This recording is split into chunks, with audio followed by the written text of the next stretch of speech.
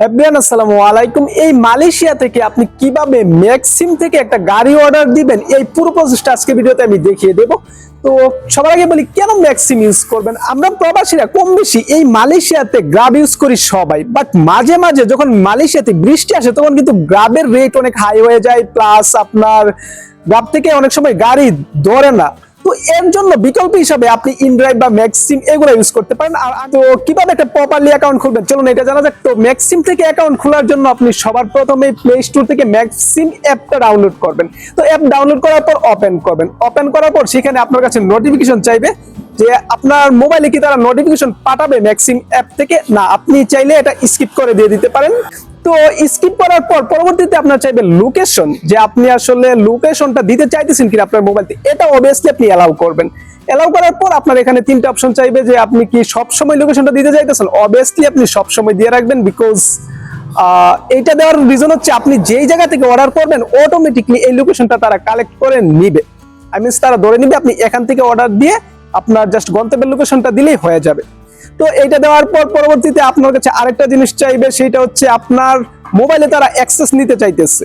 তো এইটা অবভিয়াসলি আপনি স্কিপ করে দিতে পারেন, যেহেতু এর সম্পর্কে যেমন বেশি আমি জানি না, তাই সিকিউরিটি পারপাসে আপনি স্কিপ করে দিবেন। তো এইটা স্কিপ করার পর পরবর্তী পেজে চলে যাবে এবং সেখানে আপনাকে তিনটা জিনিস দেখাবে। আর সেই তিনটা জিনিসের মধ্যে উপরেরটা ফিল আপ করা থাকবে মালয়েশিয়া, প্লাস মাঝখানে শুধুমাত্র আপনার নাম্বারটা দিতে হবে। আপনি জাস্ট নাম্বারটা দিবেন আর প্রোমো কোড। তো যেহেতু কোনো প্রোমো কোড আমি এখনো জানি না, আর এইটা শুধুমাত্র প্রমোশন দেওয়ার জন্য, আপনি জাস্ট নাম্বারটা দিলেই হবে। এখানে নাম্বারটা ম্যানুয়ালি উঠবে বা নিচ থেকে গুগল থেকে আপনার নাম্বারটা অটোমেটিকলি উঠবে। আপনি নাম্বারে চাপলেই পরে চলে যাবে পরবর্তী পেজ এবং সেইখানে আপনার ওটিপি দিতে হবে। তো আপনার ওটিপি অবভিয়াসলি সেটা অটোমেটিকলি গুগল থেকে ফিল আপ হয়ে যায়, বিকজ এটা খুব ইজি। যদি না ফিল আপ হয় তাহলে আপনি ম্যানুয়ালি এখানে আপনার ওটিপিটা তুলবেন। ওটিপি তোলার পর এখানে আরো তিনটা অপশন চাইবে। এইটা হচ্ছে আপনার নাম, উপরে আপনার ফার্স্ট নেম দিবেন, প্লাস ইমেল অ্যাড্রেস, প্লাস আপনার আইডেন্টিটি ডকুমেন্ট নম্বর। তো এইটা নিয়ে আমরা অনেকে একটু কনফিউশন থাকি যে আইডেন্টিটি ডকুমেন্ট নম্বরটা কি। তো এইটা আমি বলে দিই, উপরে নাম দিলেন, প্লাস আপনি ইমেল নাম্বার দিবেন আর আইডেন্টিটি ডকুমেন্ট নাম্বার। এইখানেও আপনি আপনার মোবাইল নাম্বারটাই দিবেন। That's it.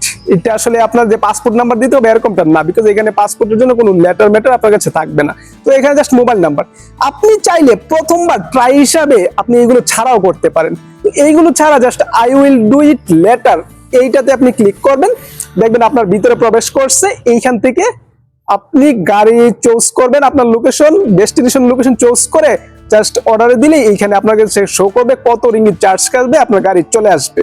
যাক, এইটা পরবর্তী প্রসেসিং। তো আমি এগুলো ফিল আপ করে দেখাইতেছি, যেহেতু প্রথমবার যদি আপনি এটা ফিল আপ নাও করেন তো পরের বার আপনার ঢোকার সময় এটা ফিল আপ করতেই হবে, মাস্ট বি। তো আপনি এইটা ফিল আপ করে দিবেন। আই মিনস আপনার নাম দিলেন, এইখানে আপনার ইমেল দিলেন, ইমেলে কোনো কোড যাবে না, আর এইখানে আপনার আইডেন্টিফিকেশন নম্বর, এইখানে জাস্ট আপনার ফোন নাম্বারটা দিয়ে ওকে প্রেস করে দেবেন। দ্যাটস ইট, আপনার অ্যাকাউন্ট খোলা হয়ে গেছে। তো এইবার যে অপশনটা আপনার কাছে দেখাবে এইটা হচ্ছে আপনার pick up location, destination, plus in case আপনি কি এখন যাইতে চাইতেছেন নাকি অন্য সময়। তো চলুন একটা গাড়ি অর্ডার দেওয়া যাক। তো এর জন্য পিক আপ লোকেশনে ক্লিক করা মাত্র এই যে ফার্স্ট টাইমে আপনি অ্যাক্সেস দিয়েছিলেন লোকেশন, আপনার অটোমেটিকলি লোকেশনটা থেকে যাবে। তো যদিও আমি ম্যানুয়ালি একটা লোকেশন তুলতেছি, তো আমি ম্যানুয়ালি এখানে তুলে দিলাম বুকিত জলিল, যে আমি বুকিত জলিল থেকে আপনার ডেস্টিনেশন কোন জায়গায়, আমি কোথায় যাব। তো এইখানে আমি তুলে দিলাম যে কেএলসিসি টুইন টাওয়ার। তো এইটা তোলার পর জাস্ট সার্চ করলাম। তো এইটা তোলার পর নিচে আমার কই রিঙ্গিত লাগবে এখান থেকে কেএলসিসি যেতে, এইটা তারা আসলে দিয়ে দিল। এইখানে আপনার 30 রিঙ্গিত আমাকে দিল, যে 30 রিঙ্গিত আমি কি অর্ডার করতে চাইতেছি কি না। তো এইখান থেকে আপনি ক্যাশে দিতে চান নাকি কার্ড অ্যাড করতে চান এইটাও করতে পারবেন, প্লাস ম্যাক্সিমের নিজস্ব আপনার ওয়ালেট সিস্টেম আছে, ওইখানেও আপনি টাকা ভরতে পারেন চাইলে ইন কেস। এরপরে আপনার এখন চাইতেছেন নাকি পরবর্তীতে, অবভিয়াসলি আমি এখন চাইতেছি, এখনই থাকবে নাও।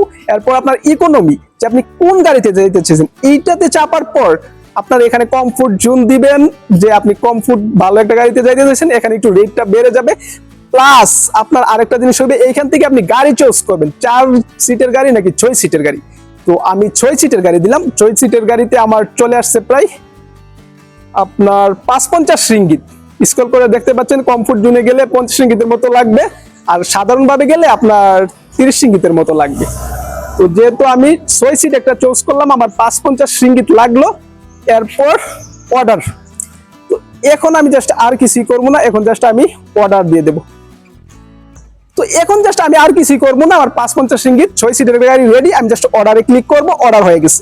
তো অর্ডার হওয়ার সাথে সাথে আমি জাস্ট আমার দেখা গেছে গাড়ি বুক করে ফেলছে, ড্রাইভার রিসিভ করে ফেলছে। অনেক সময় দেরি লাগে, বাট এই মুহূর্তে রিসিভ করে ফেলছে এবং উনি আমাকে কল দিচ্ছে।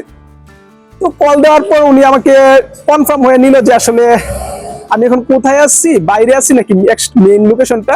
যাক, সচরাচর এটা কল দেই না, বিকজ উনি আমাকে কল দিয়ে আমার লোকেশনটা জেনে নিল।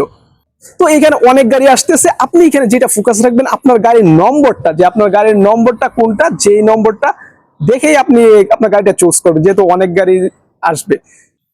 তো এইটার সুবিধা কি, এই যে বাংলাদেশের হিসাবে আমাদের মনে হতে পারে যে আসলে এটা অনেক ঝামেলার প্রসেসিং, আসলে এতটা ঝামেলার প্রসেসিং না।